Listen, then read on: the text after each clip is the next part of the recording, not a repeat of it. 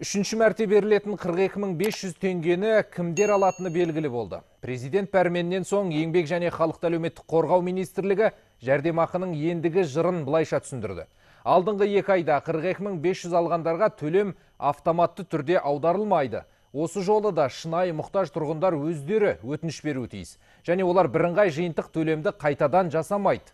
Оған қоса карантиннің ұзартылуына байланысты өзге де әлеуметтік төлемдер қайталанады, деді жауапты министр. Тілшіміз Айғаным Достанбай толықтырсын.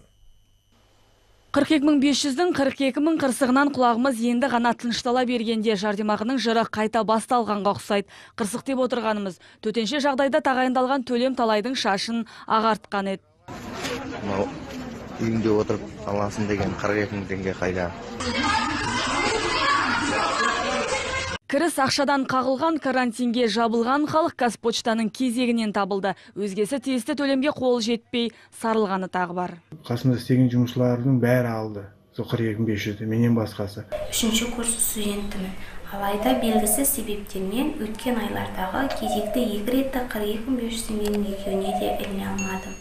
Не керек, тиынынан түйткілі көп төлемге өткен жолы 4,5 миллион адам қол жеткізіпті. Осылайша халықты қолдауға бөлінген 370 миллиард теңгенің 191 миллиарды әзер дегенде игерілді. Ал қалған 180 миллиардтың есебі сол күйі сұраусыз кеткен еді. Кеше мемлекет басшысы 42.500-ді үшінші мәрте беріледі деп сүйіншілеп қойды. Іле-шала жауапты министрлікте төлемнің кімге және қашан берілетінін айтуға асықты. Бұл жолы 42.500 төлем өткенде төтенше жағдайдағыдай сол қағидаттармен төленеді. Яғни жұмыс істеп жүріп, өзінің табысынан, алып жүрген жалақысынан айырылған азаматтарға. Ол жалдамалы қызметкерлер, жеке кәсіпкерлер және өз бетінше өзінің жұмыспен қамтып жүрген азаматтарға тарайтын болады. Бұл жолы бір айға қарастырылып отыр. Одан бөлек жекелей санаттағы азаматтарға берілген азық түлік үшін ақшалай көмекте тағы бір айға қарастырылып отыр. Оған мұқтаж жандардың саны 1 миллион 50 мыңға таяу. Ал төлемнің операторы ретінде осы жолы да мемлекеттік әлеуметтік сақтандыру қоры таңдалыпты. Сондықтан үкімет ұлттық банкпен бірлесіп, осы бір аптаның ішінде сол әлеуметтік қордың қаржылай мәселесін шешілуі тиіс.